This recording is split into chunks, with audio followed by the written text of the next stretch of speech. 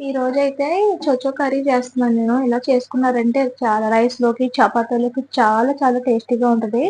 చూస్తున్నారు కానీ లైక్ చేస్తలేదండి మీరు. షేర్ చేయండి. కొంచెం మందికి ఎళ్తది నాకు. ఇవి కావాల్సిన పదార్థాలు చూపెడతానండి ఈ కర్రీకైతే నేను ఎలా చేయాలో. హలో అండి. అందరికీ నమస్తే. ముందుగా అయితేనండి నేనైతే చోచోని, ఎగ్గుని వెల్లుల్లి కారం ఏసి కర్రీ చేస్తాను. చాలా టేస్టీగా ఉంటదండి ఇలా చేశారంటే. ఈ రెసిపీకి కావాల్సిన పదార్థాలండి. ముందైతే నేను 2 ఉల్లిగడ్డలు కట్ చేసుకున్నాను. గ్రీన్ చిల్లీ కట్ చేసుకున్నానండి. ఒక 15 ఎల్లిగడ్డలు కూడా పొట్టు తీసుకుని ఎల్లిగడ్డలు కూడా తీసేసుకున్నా. ఒక 2 ఎగ్స్ తీసుకున్నాను. దీనికి పొట్టు ఇది చోచో ఉంది కదా! దీనికి ఇలా పొట్టు తీసేసుకోవాలి. పొట్టు తీసేసుకొని కట్ చేసుకోవాలి. చిన్నగా కట్ చేసుకోవాలి. కర్రీ అయితే చాలా టేస్ట్ అయితే చాలా బావుంటదండి చేసుకున్నారంటేని. ఫస్ట్ అయితే కట్ చేసేసుకుంటున్నాను ఇది. దీనికి ఇది ఉంది కదా! సేమ్ మన మామిడికాయ ఉంటది కదా! దానికిలాగా ఉంటది. కొద్దిగా లైట్‌గా ఉంటది దీనికి. ఇంక ముక్కలు చూసారు కదా! ఒకటే సైజు ఇలా కట్ చేసుకోవాలి కర్రీకి. అలాంటి సైజు ఒకటే రకంగా చేసుకున్నారంటే తొందరగా ఉడుకుతది మనకి. సేమ్ ఎట్లా ఉంటదంటే ఇది మామిడికాయ ఉంటది కదా! అలా ఉంటది. టేస్ట్ కాదండి. టేస్ట్ కాకుండాను కట్ చేసుకోవడానికి మామిడికాయలాగా చూస్తాకి జామకాయలాగా కూడా ఉంటది. ఈ చోచో అయితేని. డైట్‌కి కూడా ఎక్కువ వాడతారు ఇది. ఫస్ట్ అయితే నేను స్టవ్ వెలిగించి కళాయి పెట్టేసుకొని కర్రీకి రెడీ చేస్తున్నానండి. వెలిగించుకొని ఆయిల్ వేసుకోవాలి సరిపోనంత. ఇది ఉంది కదా! ఇదైతే ఇలాగ మనకి బాటిలు ఇలా దీంట్లో వేసుకున్నామంటే ఆయిలు ఇది 1 కేజీ పడతది ఇది ఈజీగా. 1 కేజీల డబ్బాలో కొనుక్కున్నామంటే ఆయిల్ కూడా ఎక్కువ పడదు, తక్కువ పడతది. మనం దోసలో చేసుకుంటాం కదా! చిన్న హోల్ ఉంటది కదా! ఈ చిన్న హోల్ అంటే దీనికి క్యాప్ కూడా ఉంటది. ఇట్లాగా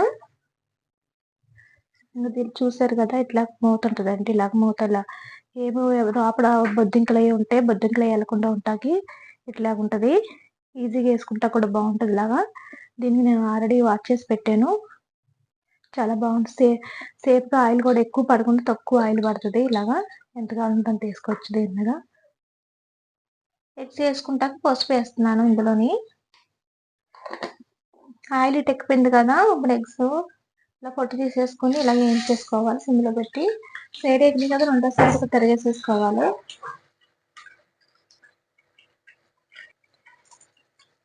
ఎగ్స్ అయితే ఎగిపోయినాయి కదా! దీంట్లో తీసేసుకుంటున్నాను గిన్నెలోకి. సన్నగా తురుముకున్న ఉల్లిగడ్డలు వేసేసుకోవాలి పచ్చిమిరపకాయలని.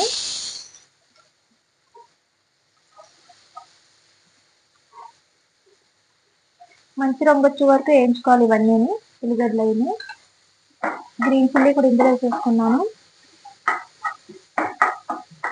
చోచో అయితే కట్ చేసుకుని చిన్నగా కట్ చేసుకుని ముక్కలు కూడా వేసేసుకోవాలి ఇందులోని.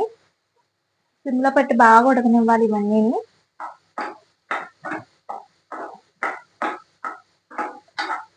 ఒక 5 నిమిషాలు మూత పెట్టేసి మధ్య మధ్యలో చూసుకుంటా ఉండాలండి ఇవన్నీని. కర్రీలోకి అయితే చిన్న ఉల్లిగడ్డలు పొట్టు తీసేసి ఇలా దంచేసుకోవాలి ఎల్లి కారానికి. కారం పొడి కూడా ఇందులో వేసేసుకోవాలి. నేనైతే ఒక స్పూన్నర కారం పొడి వేస్తున్నాను కర్రీకి. కొంచెం ఎక్కువ కావాలంటే ఎక్కువ కూడా యాడ్ చేసుకోవచ్చు క్వాలిటీని బట్టి. జీరా కూడా యాడ్ చేసేసుకోవాలి ఇందులోని. ఇలా కచ్చా పచ్చా దంచేసుకోవాలి మంచిగాను. మధ్య మధ్యలో ఇలా కలుపుకుంటూ ఉండాలి.